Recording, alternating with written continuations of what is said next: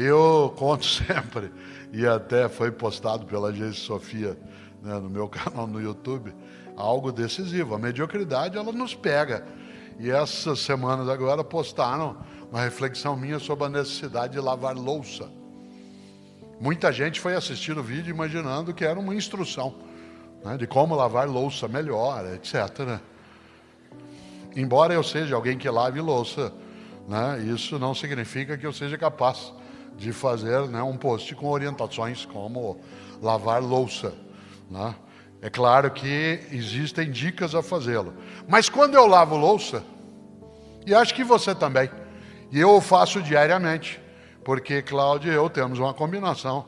Eu sempre de manhã, quando acordo, lavo a louça, né, que ficou do jantar e faço parte daquilo que é o café da manhã e fica para ela o que é a louça do almoço, que é sempre a mais complicada, porque depois que você almoça, você quer sentar um pouco, né, repousar, cochilar, e aí fica um pouco mais, né, com um encargo maior. Mas uma das coisas que você já fez na vida, e eu faço também, é que quando você vai lavar a louça, dá uma raiva danada de você ter que fazer aquilo. E aí você olha aquilo, olha para lá, tem dia que você fala assim, vou deixar, depois eu lavo. Deixa hoje, junto com a louça de ontem. De repente, você está com uma pilha imensa espalhada e os teus armários estão meio vazios dentro.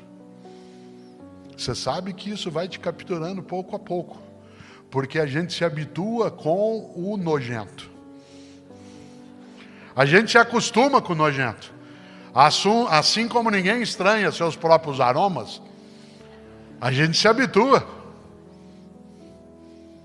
Você e eu sabemos disso. Quer ver um exemplo concreto?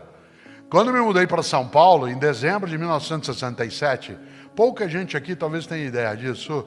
Essa cidade tem muitos rios sob ela. Aliás, nós estamos em cima de um, que é o rio que vem do Pacaembu e vai até o Tietê.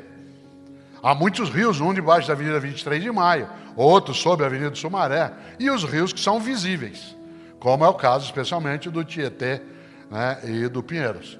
Quando eu me mudei para São Paulo, esses dois rios eram navegáveis. Aliás, a gente pescava nesse rio e nadava. Não por acaso, na beira desses rios se formaram vários clubes de regatas. O Corinthians nasceu como um time de remo, razão pela qual o símbolo do time é um timão. Timão de barco, depois coincidiu com o apelido que o time se deu. E a gente nadava, clube de regata, etc. Eu ia com meu pai pescar e nadar no rio Tietê. Pois bem, nós assassinamos esses dois rios. Eles estão mortos. Eles fedem. Podres. Tanto que vez ou outra a gente vê a imagem de uma capivara correndo na beira do rio, ou de uma garça, você diz, olha lá, como se a garça fosse surreal. Como se a capivara fosse surreal.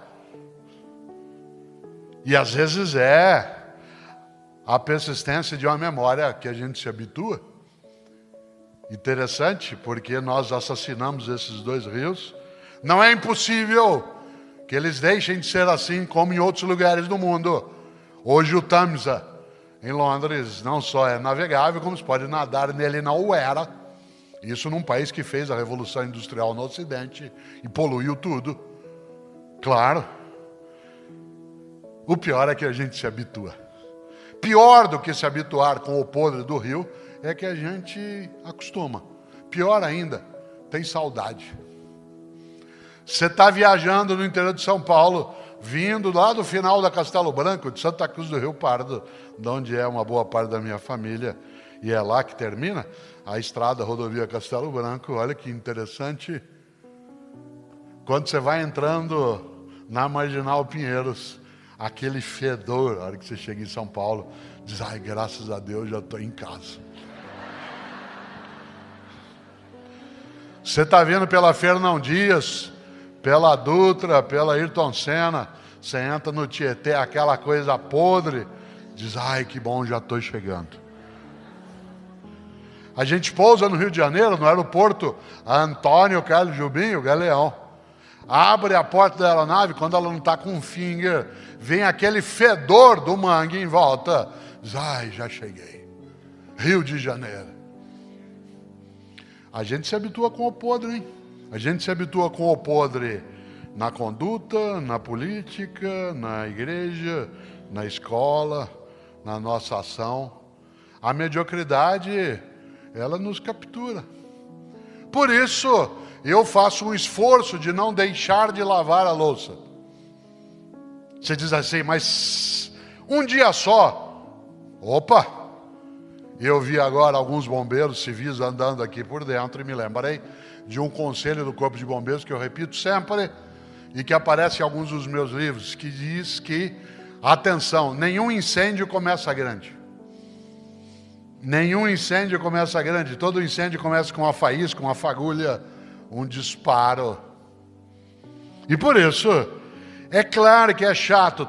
Eu sei que amanhã, às 4h20 da manhã, eu vou lavar a louça do jantar de hoje. Ainda ficarei com a do café da manhã, que Cláudio e eu vamos tomar. Minha vendetta é que ela fica com a do almoço, que tem panelas também. Olha que coisa boa. Por que eu vou lá e lavo? Porque você não acostuma a deixar. Assim como eu posso acostumar a deixar parte das roupas que estou usando pendurado atrás da porta. Ou vai deixando jogado em cima de um mancebo.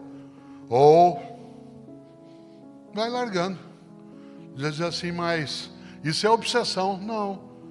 Como eu digo sempre em vários lugares, a disciplina é a organização da liberdade. A disciplina é a organização da liberdade. Quanto mais disciplinada ou disciplinado você ou fomos, mais livres nós vamos ser, porque nós vamos ter mais tempo para as coisas que de fato têm sentido. Nesta hora, claro que eu vou lavar a louça. E eu não quero. Mas eu faço, porque aliás eu faço várias coisas que eu não quero. Uma das coisas que eu sempre lembro, vez ou outra me entrevistam na área empresarial, dizendo assim, o que o senhor acha da juventude atual que diz que só gosta de fazer o que gosta? Eu digo, bom, isso é um sinal de sanidade, porque só um imbecil gostaria de fazer o que não gosta. No entanto, para fazer o que gosta, muitas vezes você tem que fazer o que não gosta. Eu adoro dar aulas, mas eu não gosto de corrigir prova. Se eu pudesse, eu terceirizaria a correção de prova. É que eu não posso fazer, sabe por quê? Porque uma das coisas que permite que eu saiba como eu estou ensinando é quando eu leio a maneira como as pessoas estão aprendendo. Eu só sei se eu estou ensinando corretamente se eu noto que as pessoas estão escrevendo coisas que eu ensinei de modo correto. Mas é chato. Você corrigir prova significa num domingo à tarde a família inteira saindo, dando tchau. E você lá com 200 provas sobre a mesa, 200 redações, 200 textos, em que você vai ler sobre o mesmo assunto nas 200. Com letras inacreditáveis. Parte delas não parece vir do Salvador Dalí, mas do Picasso. É mais que surreal, é dadaísta ao extremo. É cubista como Picasso. Já imaginou? Mas eu preciso fazê-lo. Assim como eu também não gosto de lavar louça. Assim como muitas vezes não se gosta de cuidar de uma criança. Mas é preciso fazê-lo. Porque para você fruir os outros momentos, você precisa ser capaz também, claro, de fazer o que não é tão agradável. Nesta hora, volto. Uma pessoa que tem a recusa, a mediocridade, entende essa percepção e vai além dessa condição. E eu lembro isso exatamente porque, já pensou, a ideia de eu ter de lavar a louça. E eu lavo. E vou reclamando nos primeiros 5 minutos. Sozinho, naquele horário. Mas na sequência eu começo a querer que aquele seja a melhor louça lavada do mundo. Não quero que eu seja o melhor lavador de louça do planeta, mas eu quero que aquela seja a minha melhor lavada de louça. Eu quero que eu, Cortella, não seja medíocre naquilo. E aí eu vou lavando e vou guardando, colocando em ordem dentro do escorredor. E aí ao final, acho que você já fez isso várias vezes. É uma coisa quase torturante não fazer. Você, quando termina tudo, pega um pano com água, passa em todo lugar, aí pega o paninho, enxuga e põe de lado, ainda limpa a torneira um pouco e para olhar a obra feita. E sorri sozinha ou sozinho da obra bem feita.